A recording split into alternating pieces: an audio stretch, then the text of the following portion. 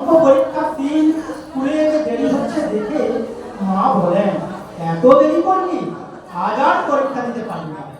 কিন্তু প্রশ্নপত্র হাতে পাওয়ার পর দেখেন সব পরিতাপ জানা। তা সত্ত্বেও উত্তর না লেখায় শিক্ষক মহাশয় তাকে জিজ্ঞাসা করেন। তিনি বলেন, মা বলেছেন আমি অঙ্ক পরীক্ষা দিতে পারবো না, তাই মার কথা সত্যি করতে আমি দিচ্ছি না। আর এই অসাধারণ মাতৃভক্তি তার জীবনের জীবনবাণী হয়ে উঠেছিল। আর তাই তিনি বলেছিলেন, মাতৃভক্তি অটুট যত, সেই ছেলেই হয় প্রীতি তত। আসলে মা বাবাই তো জীবনের প্রথম গুরু।